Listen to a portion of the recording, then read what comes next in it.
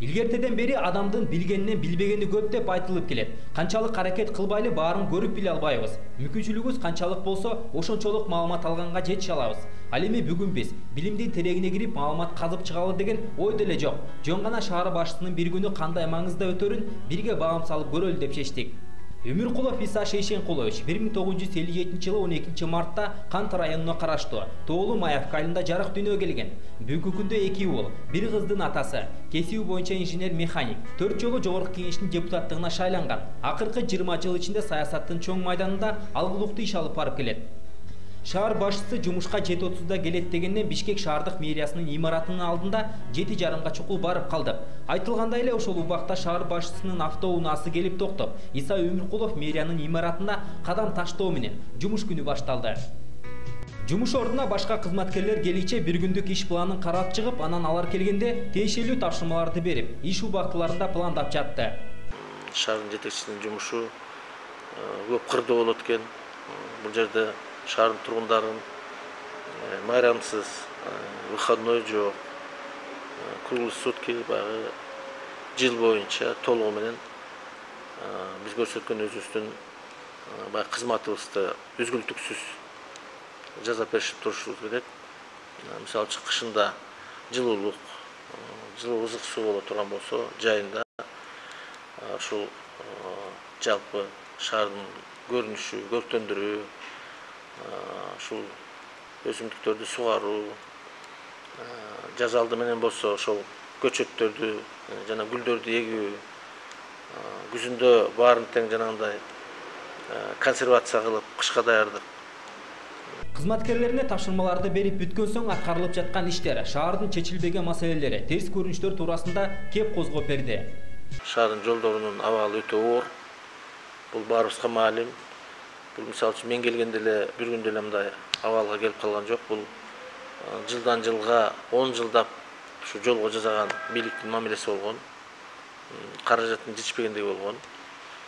Мисалы үчүн бүгүнкү күндө шаар боюнча асфальт бетон басылган жолдун узундугу 700 чакырым боло турган болсо, бүгүнкү күндө оңдоого же реконструкциялоого 600 километр муктаж. 602 километр. Бул эми жолдун 80% керектен чыгып, же болбосо жакын арада чыгып калат деген сөз. Ошон үчүн бул маселени мен мамлекеттин жетекчилерине сөзсүз түрдө жеткирип, бүгүнкү күндө Кудай буйрса жанагы Турция мамлекети берилген кредиттен биздин Бишкек шаарына $35 миллион берилип атат. Кудай буйрса ушул 35 миллионду жакшылап сарптап, ушул оперативдик түрдө ошонун баарын жолдорду оңдой турган болсок, Бишкектин шаарынын жолдору кыйла баягы жакшырат деген оюм бар. Ошон үчүн бүгүн ушундай маселелер күн тартибинде. Бул эми Дуб дарагы бул быйыл каражы качтагы ооруга чалдыкты да. Ооруга чалдыкты. Жанагы минирующий моль деп атат экен, минирующий бабочка деп атат экен, американский белый бабочка деп айтылат экен. Ушунун диагнозун бүгүн окумуштуулар да жакшылап так кое албай атат да. Ал эми элдин баары ойлоду, бул сугарылбай жатат, ошо куурап атат деп. Булар ошо минирующий деген атына ылайык ушул жашыл жалбырактардын баарын жеп жетет экен. Анан сапсары болуп калат экен. Ошон үчүн биз ошо окумуштууларды чакырдык жардамга. Өзүбүздүн Зеленстрой деген ишканабыз бар. Бул жердеги адистерге тапшырма бердик. 2 жылдан бери ушунун үстүнөн иштеп атабыз. Себеби түз эле химиялык заттар менен дарыласак болот, бирок ал химиялык заттар биринчиден адамдарга зыян алып келет. Экинчиден бөлөк жаныбарларга, флорага, фаунага мен ойлойм залакаста тийип калышы мүмкүн. Ошон үчүн ошонун да формасын издеп атабыз. Анан эми эксперимент катары ушу шаардын ушу чыгыш түндүк жагында 70тен ашкан гектар жерди биопрепараттар менен дарылап жатабыз. Эми казыркы биринчи баягы көзөмөлдүк ошол бүгүнкү абалы көрсөтүп атат, бир аз эффект бардыгынчы. Ошон үчүн бул дагы биз үчүн чоң маселе. Конечно, жүрөктү өйтөт. Жаш эле балдар жанагы скамейкалардан ушул нормально отура турган жерине отурбай, кырына отуруп алат. Бүтүн баягы адамдар отурган жерге коюп алат. Аласка деген печинде фонарларды сындырышат, таш менен уруп, отуруп алып чемичке чагышат. Көрүнүштөр, конечно, аябай эле намыстанам мен мисалы үчүн. Эмне үчүн биздин жаштар ушундай? Эмне үчүн кайдыгерлик? Эмне үчүн бөлөк адамдын эмгегин сыйлабайт? Эмне үчүн ошол эле шыпырып аткан ата-энесинин баягы кызматын барктабай, ошол эле жерде бир кыска мүнөттүн ичинде эле кайта чачып, ошондой таштандыларды чытаган көрүнүштөр аз эмес. Мен ойлойм, ушу массалык маалымат каражаттарда сиздер дагы ушул орчундуу маселеге көңүл бөлүшүңүздөр керек. Ал эми тарбия насаат ишин жүргүзүшүбүз керек. Өзгөчө айылдан келген жаштарга. Шаарда жашай турган шаар бөлөк, айылдагы бөлөк. Ошон үчүн ушул шаар республикасынын борбор шаары бизге шаардын тургундары эмес, бөлөк мамлекеттерден көп меймандар келет. Ошолорго бир шаарды көрктөндүрүп, шаардын бир жакшы жашыл шаар болуп турса, илгеркидей, Фрунзе шаарында. Мен ойлойм, баарыбызга жакшы болот эле. Ошон үчүн бүгүнкү жумшап аткан иш аракеттин көпчүлүк басымдуу мөөнөт убактым ушуга кетип атат да. Мэрдин иш бөлмөсүнө киргенде сыйлуу жерден орун алган бир канча сувенирлерге көзүң түшпөй койбойт экен. Арасында байлык алып келет деген бакалар, пилдер, айтоор көп нерселерге күбө болосуң. Ушундан улам ырым-жырымдарга ишенесизби деген суроо узаттык. Эми баягы ар бир нерсе адамдын көкүрөгүндө болуш керек да. Динге мамилеби, ырым-жырымга мамилеби, бул деген өзүнүн бир көмүскөдө болуш керек. Анан албетте мен баягы ырым-жырымдын баарын эле бек кармап эле, же болбосо жумушка келатканда алдыңан карамышка өтүп кетсе айланып үйдө карай кетпейм. Бирок ушул көкүрөктө албетте бир өзүм бир ыйык туткан, же болбосо өзүм бир көз карашымга ылайык келе турган нерсени сөзсүз түрдө карманып эске алып жүрөм да. Бишкек шаарында 1 миллиондон ашык адам жашагандыктан шаар башчысына күнүнө көптөгөн арыз-муңдар келип түшөт. Бири айлананы булгап жатышат деп ошол жерде ишкердик менен алектенип жаткан ишкерлерге болгон арыз болсо, бири жолдор оңдолбой жатат. Таштандылар чыгарылбай түңдүү бир катар маселелер болот экен. Ал эми бул иш күнүндө шаар тургундары менен 2 жолугушуу пландаштырылыптыр. Бири Совет жана Киев көчөлөрүнүн кесилишиндеги гамбургер саткан дүкөндүн маселеси экен. Это наш дом. Мы их знать не знаем и знать не хотим. Мы разрешения им не давали. Подписывали. Они пришли к нам, это самое, не спрося нас. Они здесь никто. А у них слова никаких нету. Вот так, никаких у них слов нет. Это наша собственность. Да? Хорошо. Все, мы Волжский рынок убираем, а здесь, я думаю, проблем не будет. Хорошо? Там ничего нет, ну у нас что? До свидания. До свидания. Экинчиси болсо Совет жана Горький көчөлөрүнүн кесилишиндеги Түштүк 2 кичи районунун жашоочуларынын арыз-муңу болду. То, что от нас нужно, мы сделаем. Вот вам скамейки сделаем, подремонтируем, там спортивную площадку сделаем. Теперь от вас нужно 2 письма. Значит, 2 письма по детскому саду и другое письмо по базарчику. Если вы все напишите, соберете достаточное количество голосов, то этот базар с 1 января мы уберем. Ее ни одно комка там не будет. Эти 4 комка мы сегодня посмотрим документацию. Если они продлены до конца года, то мы их оставим. 1 января мы все уберем.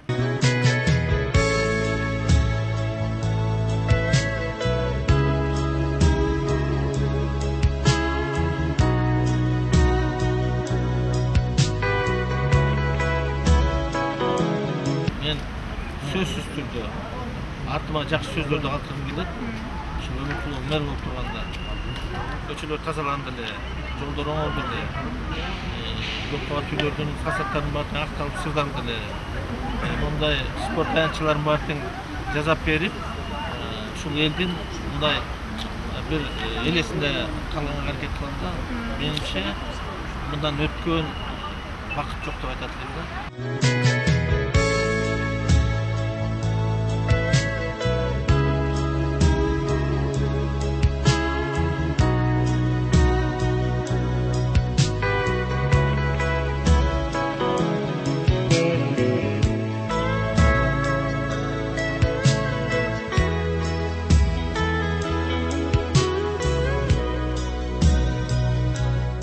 Ал эми шаар мэри түшкү тамактанууга көбүнчө үйүнө барат экен. Биз да Ислам мырза менен бирге үйүнө барып, ысык тамак үстүндө маек курдук.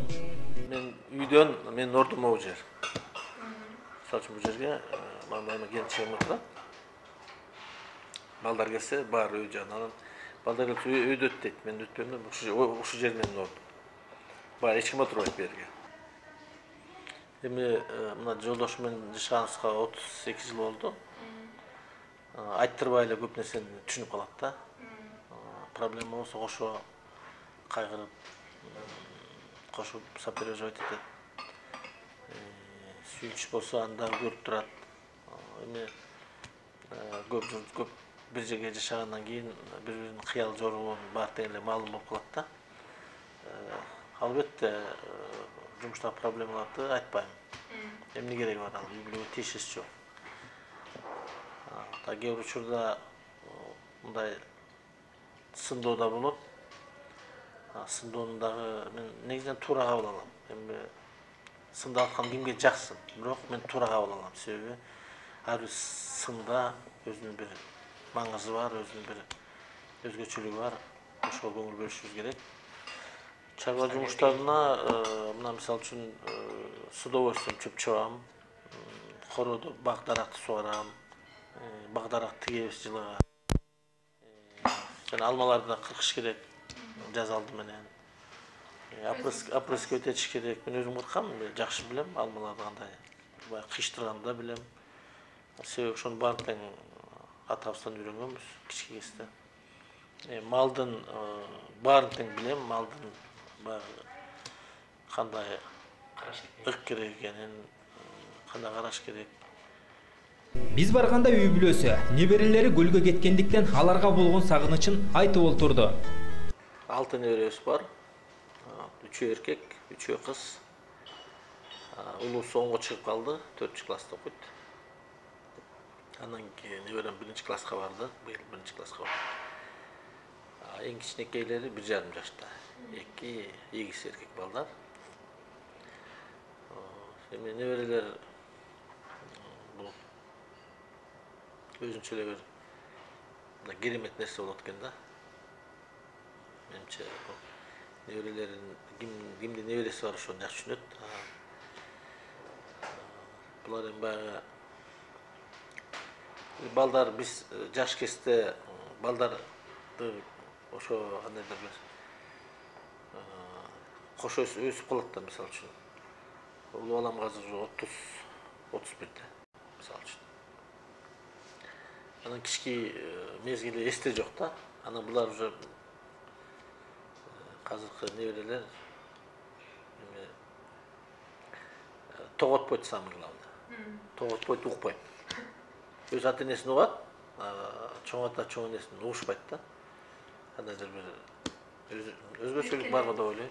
Эркелеп анан биз урушпайбыз да. Урушуп же болсо бир чаап же болсо бир катуу сүйлөбөйсүң. Өз ата-аналар шарт-шурт деле бир саматта тарбиялап коет. Нөлөргө болушасың, конечно. Шаар башчысынын жумушу оор болгондуктанбы айтор акыркы мезгилде кыргызча көркөм адабий чыгармаларды окуп жаткандыгын айтты.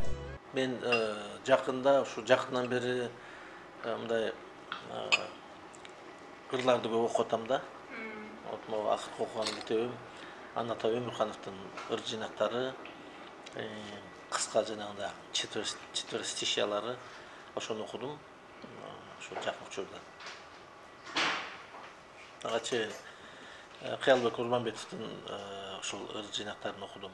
Шаар башчысы бир гана жумуш менен алектенбестен кээде жылкыларына барып, алар менен сырларын бөлүшүп аларын айтты. Ушул тапта баарыбыз каарманыбыз таптаган жылкыларды көрүүгө шаштык. Бул ата эгер проездкага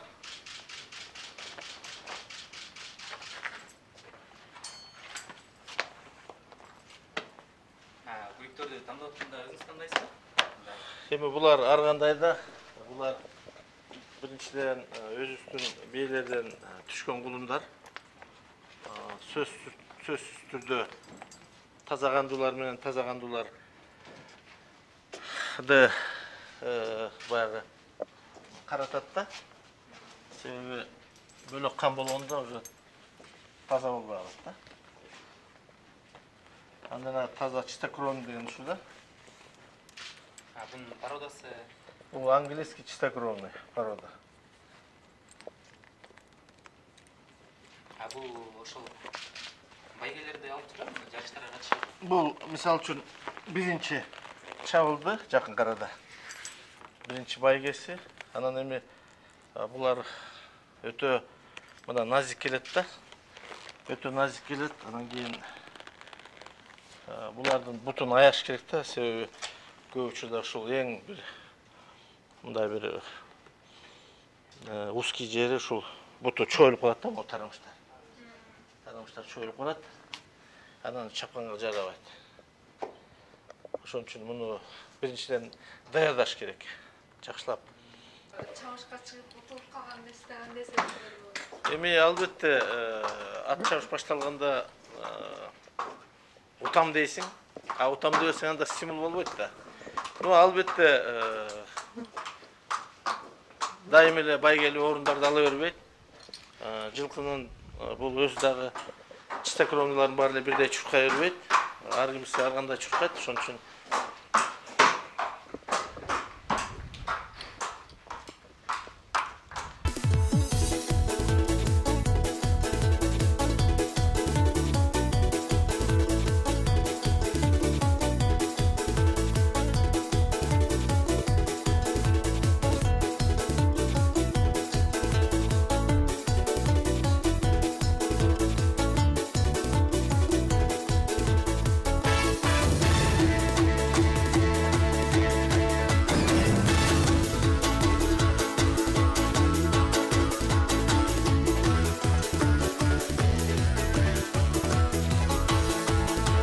эми кичкейден бери эле айылда өскөндүктөн биринчиден кийин чоңойгондо кызыга баштадым таза кандуулар менен. Анан бир 20 жылда жакындап калдык, азыр ушул алек болгонум. Мунун өзүнчө маточный поголовьясы бар, кулундар бар, тайлар бар, кунандар бар, яны бул чоңдору бар.